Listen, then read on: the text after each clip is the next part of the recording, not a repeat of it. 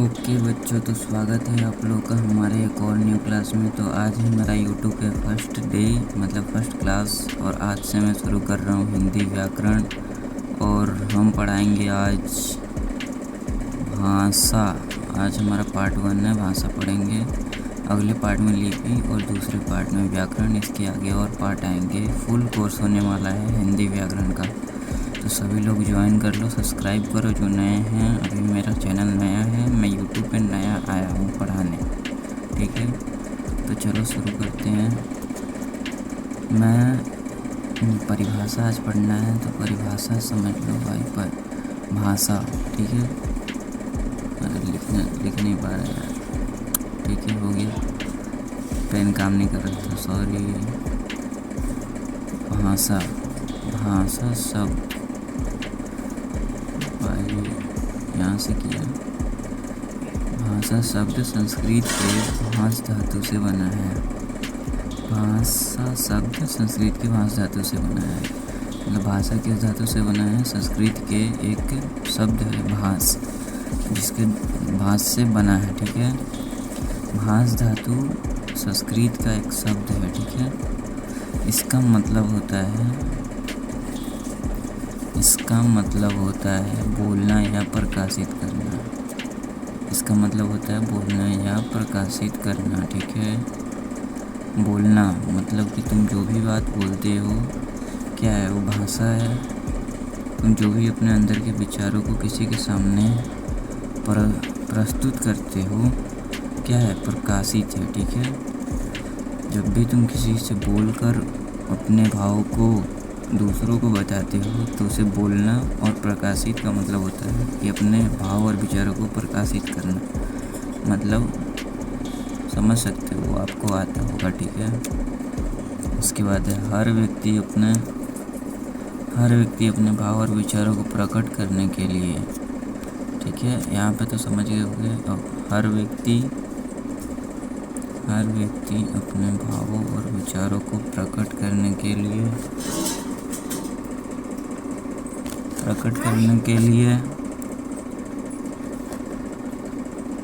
भाषा का प्रयोग करता है, ठीक है। कभी कभी वह बोलकर अपने भाव को प्रकट करता है,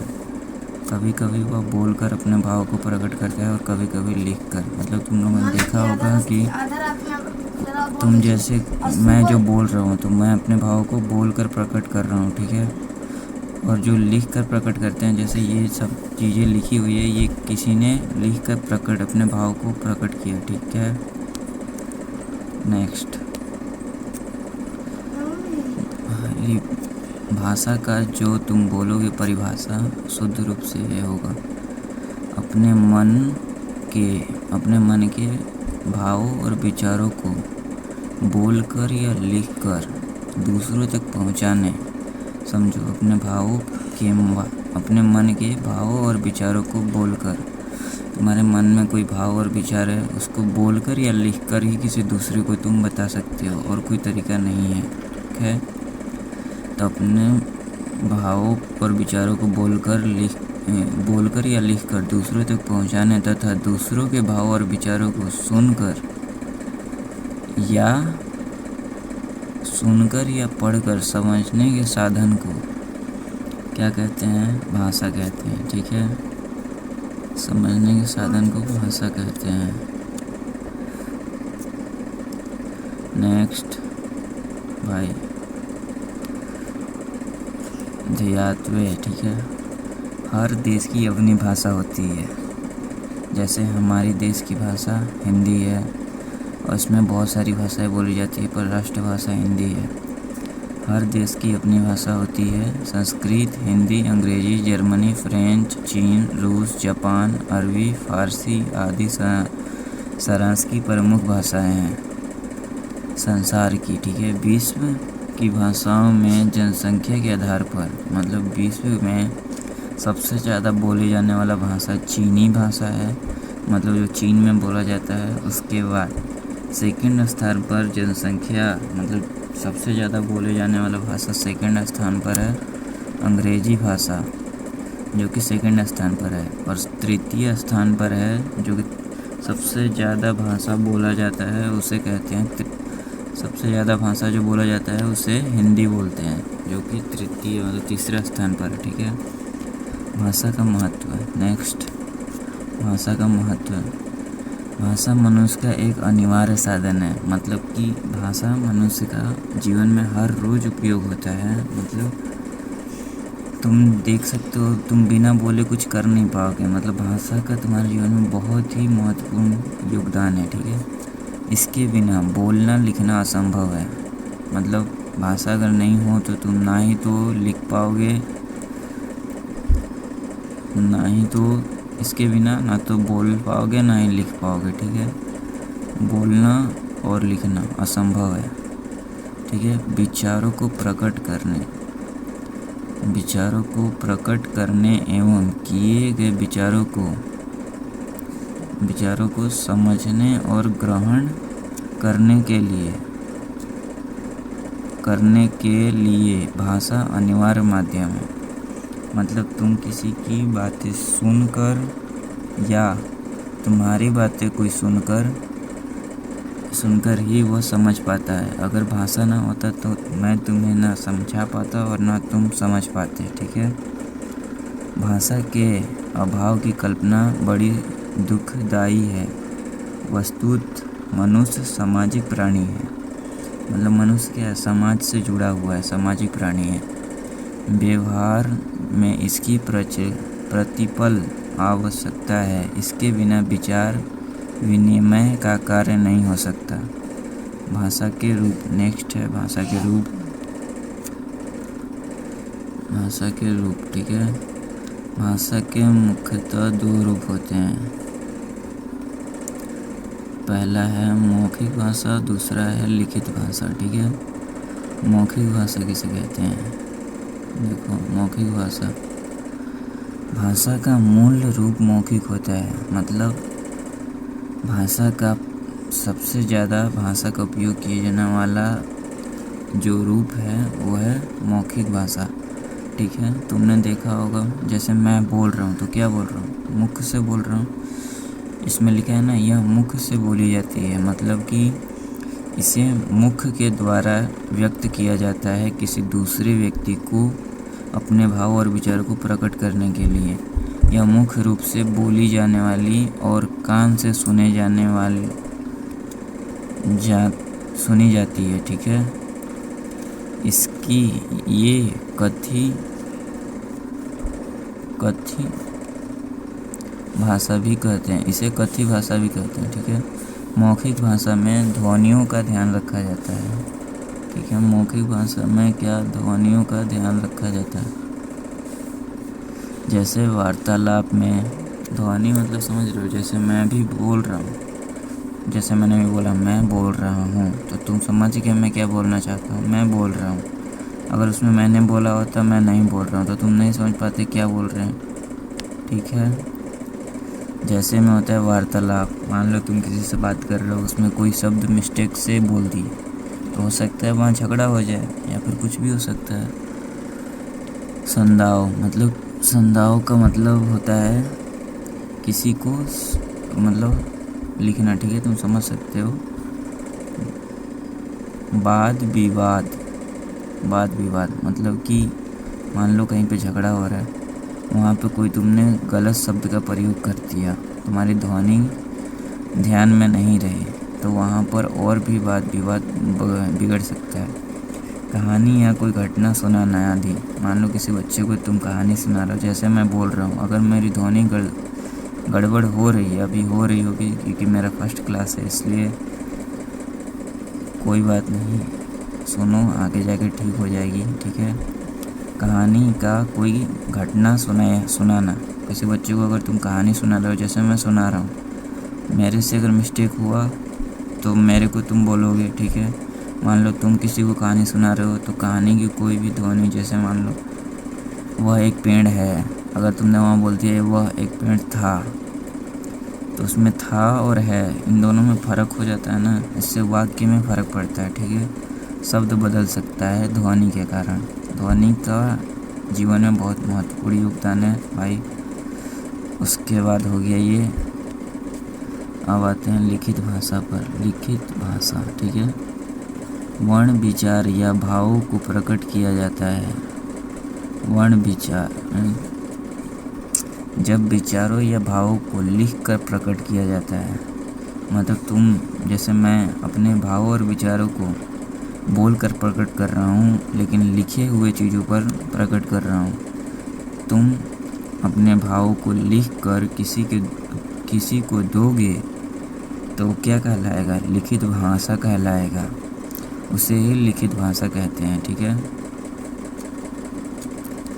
लिखित भाषा कहते हैं। लिखित भाषा में ध्वनि के स्थान पर वर्णों एवं अक्षरों, भाई देखो यहाँ लिखित भाषा में ध्वनि के स्थान पर वर्णों या अक्षरों तथा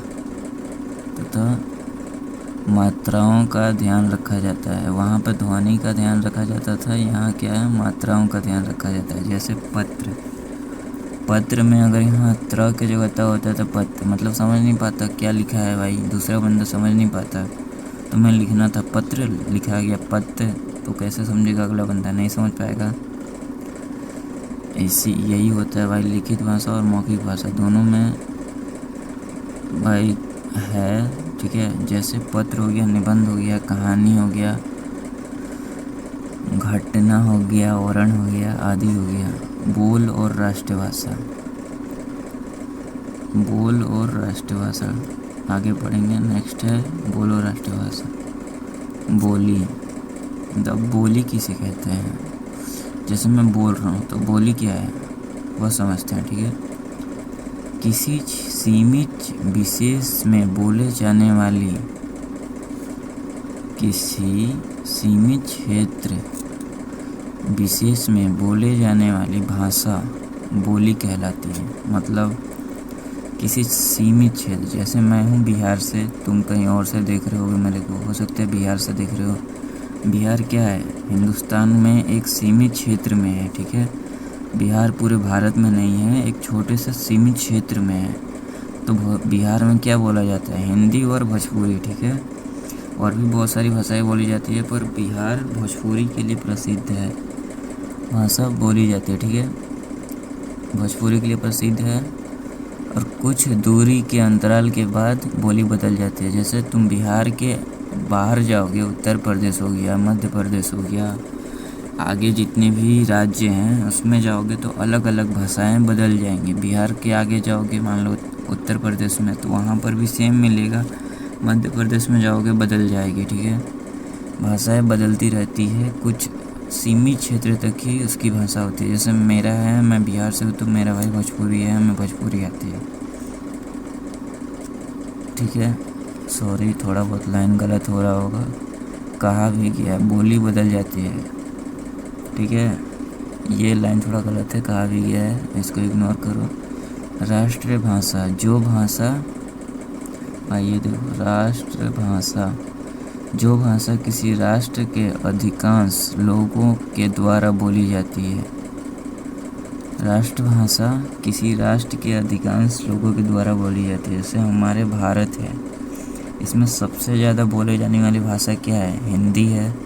तो हमारी हिंदुस्तान की राष्ट्रीय भाषा क्या है? हिंदी। वह राष्ट्र की प्रमुख भाषा होती है। मतलब भारत में जैसे किसी देश में सबसे ज़्यादा बोले जाने वाली भाषा को ही राष्ट्रभाषा भी बोल सकते हो कि बोली जाती है। जब इसे राष्ट्र के संविधान के द्वारा देश में कामकाज